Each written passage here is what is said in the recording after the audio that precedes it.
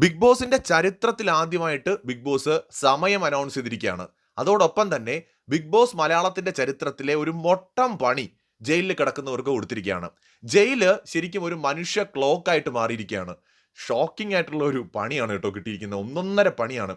ഈ പണി എന്ന് പറഞ്ഞാൽ എവിടെയെങ്കിലും പാളിപ്പോയാൽ അത് 17ന്റെ പണിയായിട്ട് മാറും. എന്താണെന്നല്ലേ ബിഗ് ബോസ് പറഞ്ഞത്?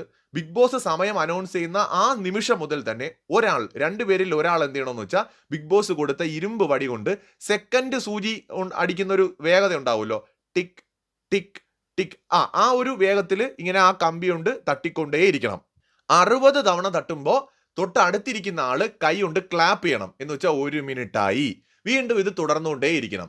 അങ്ങനെ 1 മണിക്കൂർ ആവുമ്പോൾ, അതായത് 60 മിനിറ്റ് ആവുമ്പോൾ ഈ ക്ലാപ്പ് ചെയ്തയാള് ടൈം വിളിച്ചു പറയണം. മണി 10 ഇപ്പൊ 9 മണിക്കാണ് ബിഗ് ബോസ് ഇത് തുടങ്ങിയിരിക്കുന്നത്. അപ്പോൾ 10 മണിയായെന്ന് വിളിച്ചു പറയണം.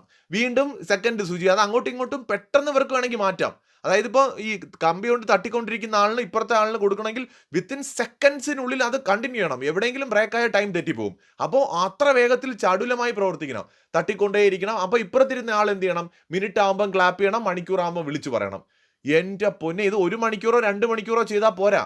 നാളെ ബിഗ് ബോസ് ഇവരുടെ അടുത്ത് സമയം ചോദിക്കുമ്പോൾ എത്ര മണിയായെന്ന് അവർ കൃത്യമായി പറയണം. അതായത് ഇന്ന് ബിഗ് ബോസ് 9 മണി എന്ന് പറഞ്ഞില്ലേ, നാളെ ബിഗ് ബോസ് ചിലപ്പോൾ ഒരു 8 മണിക്കോ 9 മണിക്കോ 10 മണിക്കോ ഇവരുടെ അടുത്ത് ചോദിക്കുമ്പോൾ ഇവർ പറയണം.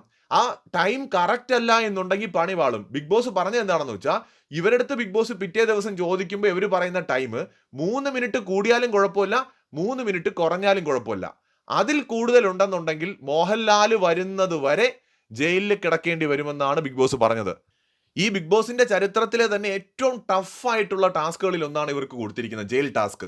ഇതിനു മുമ്പ് മുത്തു കോർക്കുന്ന പോലത്തെ ടാസ്കുകൾ ഉണ്ടായിരുന്നു. ഓരോരുത്തരും ഇതൊക്കെ ഇടുക എന്ന് പറഞ്ഞിട്ട്, അതായത് റോബിൻ ഒരെണ്ണം, മറ്റേ നമ്മുടെ റിയാസ് ഒരെണ്ണം ഒക്കെ വെച്ചിട്ട് അങ്ങനെ അതുപോലെയൊക്കെയുള്ള ടാസ്കുകളൊക്കെ ഉണ്ടായിരുന്നു. പക്ഷെ ഇത് ഭയങ്കര ഡിഫിക്കൽട്ടാണ്. കാണുമ്പോൾ നമുക്ക് സിമ്പിളായിട്ടൊക്കെ തോന്നാം.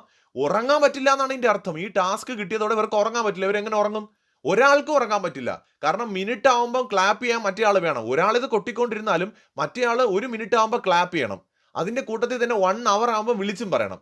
സോ ഹെവി ടാസ്ക് ആണ് ഇത്തവണ ബിഗ് ബോസ് ജയിലിൽ കൊടുത്തിരിക്കുന്നത്.